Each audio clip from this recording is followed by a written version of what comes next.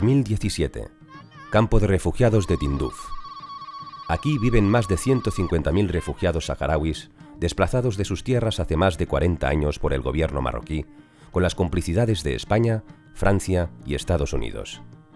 Y aquí siguen viviendo, en unas condiciones que vulneran los principios de los derechos humanos e internacionales, ya que no tienen cubiertas las necesidades básicas como la alimentación, el agua potable, atención sanitaria, etc. Y se les niega el derecho a la libre determinación como pueblo. El pueblo saharaui vive exclusivamente de las ayudas de las ONGs, instituciones y de los ciudadanos de diferentes países. No se trata de un conflicto olvidado, sino de un silencio comprado a los medios de comunicación.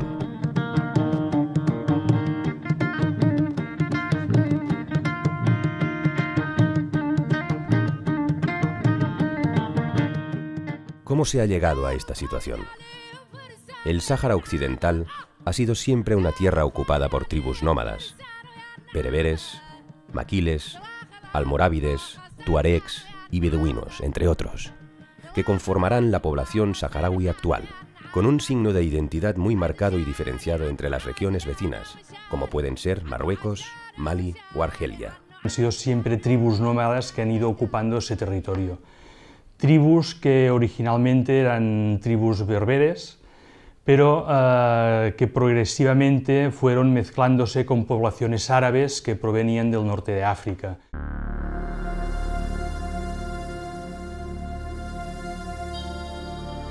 La pérdida de la independencia saharaui empieza en la Conferencia de Berlín de 1884, donde los países líderes de Europa, con un compás y un tiralíneas, se repartieron África, sin tener en cuenta los habitantes, las diferentes etnias, accidentes geográficos o espacios naturales. De este reparto, España se queda con el Sáhara Occidental.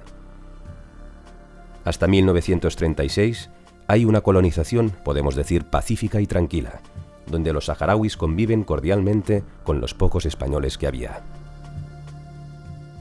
En 1936, cuando Franco entra al poder, colonizan totalmente el Sáhara Occidental, descubren la mayor zona de pesca del mundo y empiezan a buscar petróleo y fosfatos. De estos últimos encontrarán uno de los mayores yacimientos del mundo y es aquí donde el Sáhara Occidental despierta un gran interés por parte de Estados Unidos, Francia y Marruecos. En los años 50 se descoloniza toda África a petición de la ONU, pero una España dictatorial será la excepción y no descolonizará. En principio las autoridades españolas se opusieron a este proceso y organizaron diferentes maniobras, desde crear un partido saharaui pro-español o crear una Yamá, una especie de parlamento saharaui en el que estaba integrado básicamente por dirigentes saharauis más o menos afines al régimen franquista. En 1956, Marruecos consigue su independencia y con ella empieza su empresa llena de engaños, mentiras y manipulaciones para hacerse con el Sáhara Occidental, que conseguirá con éxito. Rápidamente, Hassan II se alía con Francia, con quien firma unos acuerdos de los que se derivan unos lazos muy importantes de carácter económico, financiero, militar y empresariales. Cientos de empresas ponen pie en Marruecos. También lo hará con Estados Unidos, a los cuales se comprometen a comprar armas, pedir financiación y la cesión de permisos de explotación petrolífera del Sáhara, entre otras condiciones. Por otro lado, en 1969 aparecen los primeros movimientos revolucionarios saharauis, con Basiri como cabeza visible, provocados por la intuición del inminente engaño de España. Basiri desaparecerá en manos del ejército español. En 1973 nace el Frente Polisario, fundado y compuesto por 17 saharauis, una decena de camellos y 2 rifles anticuados, pero con un extraordinario conocimiento del desierto. Ese mismo año muere Carrero Blanco y lo sustituye Arias Navarro, poco conocedor de la política internacional e incompetente en el área de negociaciones diplomáticas, lo que influenciará definitivamente en el resultado de este conflicto. Entre el año 74 y 75 nos encontramos ya con un Estado español muy debilitado, tanto a nivel internacional, es una de las pocas dictaduras que subsisten en Europa, pero además con un régimen internamente ya muy desgastado. Por este motivo, entre esos años, el Estado español acepta su obligación de organizar un referéndum de autodeterminación a través del cual la población saharaui pueda decidir sobre su futuro que podía estar vinculado, mantener la vinculación con el Estado español o un futuro independiente. Por este motivo empieza a realizar todos los pasos que deberán conducir a ese referéndum. Por ejemplo, la realización de un censo de población para dejar bien establecido quién tiene derecho a voto, o dicho de otra manera, cuál es la población efectivamente saharaui que podrá votar en ese referéndum. Los saharauis depositan en este hecho toda su confianza. Pero este gesto español enerva mucho a Hassan II, Francia y Estados Unidos, que ven en el referéndum la pérdida definitiva e irreversible del territorio.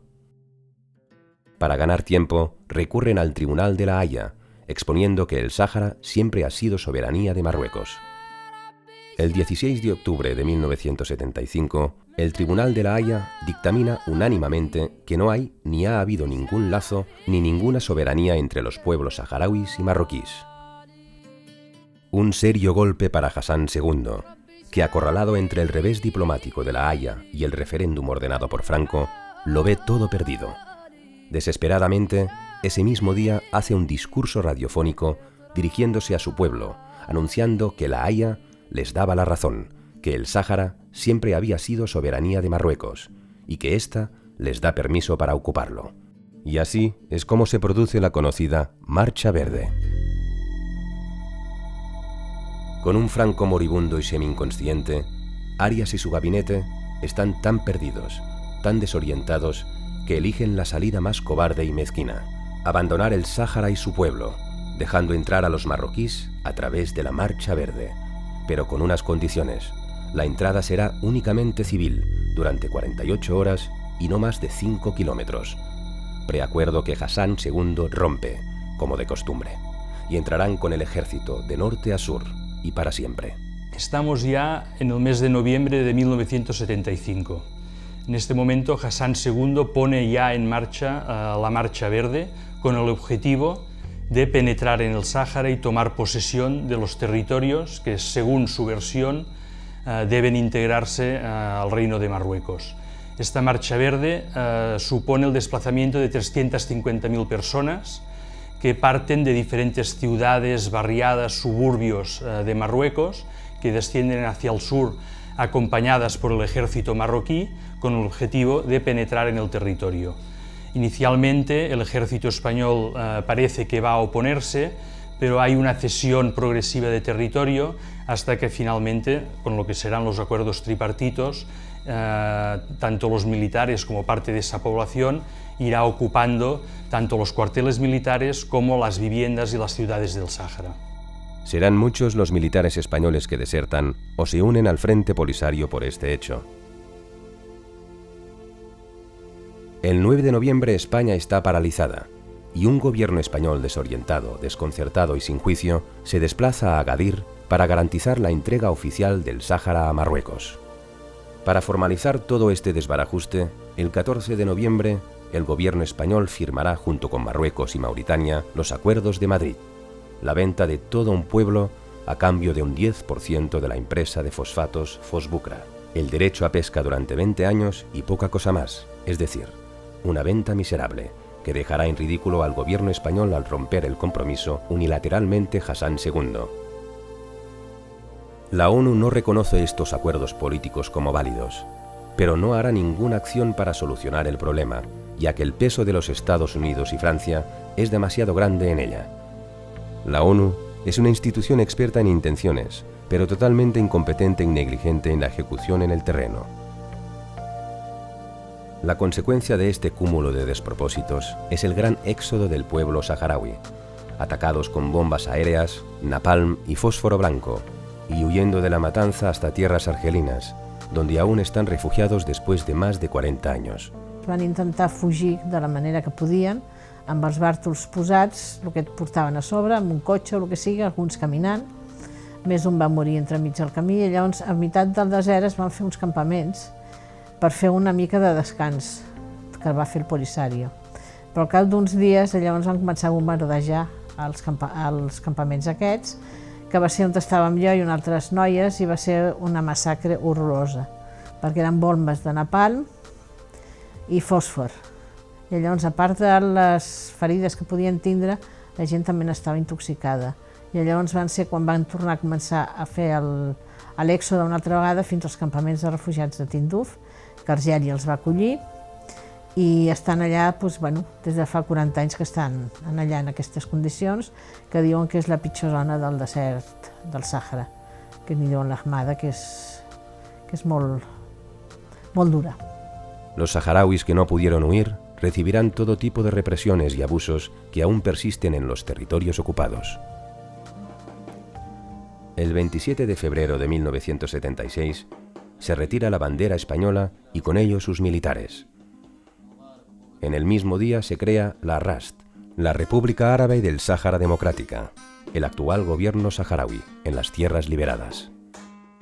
Entre 1976 y el 1991 tendrá lugar la Guerra del Frente Polisario contra Marruecos y Mauritania. Una guerra entre guerrilleros con camellos y fusiles obsoletos y un ejército con la tecnología armamentística más avanzada, tanques, helicópteros, aviones de combate de última generación que provienen de la guerra del Vietnam y que los Estados Unidos ha de rentabilizar. A pesar de esta abismal diferencia, los ejércitos de Marruecos y Mauritania no pueden acabar con los saharauis.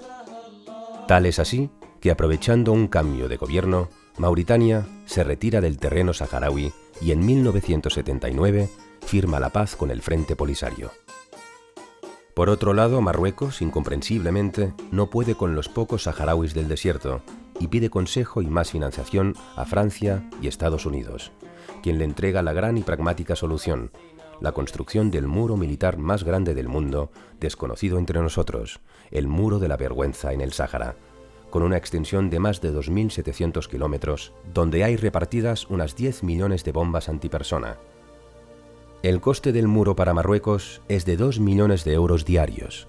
Hay que recordar que en ese momento Marruecos es un país muy pobre donde el pueblo sufre una verdadera crisis, sin alimento básico, medicinas y sin saber aún hoy este exagerado dispendio.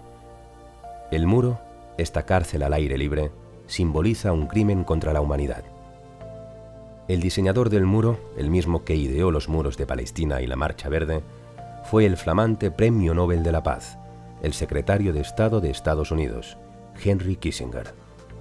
Desde ese momento quedará configurado hasta el día de hoy el mapa donde se encuentran repartidos la población saharaui dentro del Sáhara, territorios ocupados, territorios liberados y los campamentos de refugiados en Argelia. Se acaba aquí la guerra y comienzan las falsas y estériles negociaciones entre la RAST, Marruecos y la ONU. En España llega la democracia, pero no la cordura sobre la resolución de este conflicto, y lavándose las manos con Felipe González al frente, deja al pueblo saharaui abandonado, sin querer saber nada del asunto hasta el día de hoy.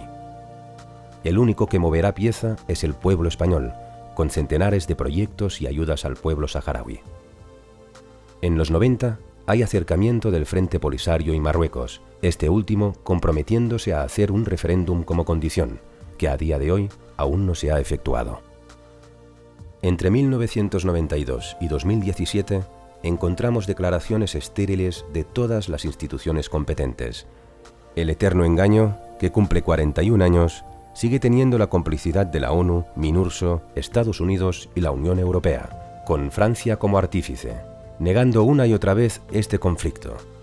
Todos miran hacia otro lado, violando sistemáticamente los derechos humanos e internacionales de los saharauis, esperando que el tiempo pueda borrar la huella de este pueblo. Pero el Sáhara Occidental es un pueblo tenaz, que no se rendirá fácilmente, siempre creyendo en las vías pacíficas, condenando la violencia, pero teniendo todo el derecho a defenderse si las hostilidades crecen. Constantemente el pueblo saharaui da una lección con su comportamiento, sus valores, la educación en las escuelas, el papel de la mujer y su lucha perseverante para su liberación. Nuestra responsabilidad es no dejar caer en el olvido este conflicto, dándole la máxima visibilidad y poner las condiciones idóneas para que se produzca la recuperación de sus tierras y su dignidad como pueblo del Sáhara Occidental.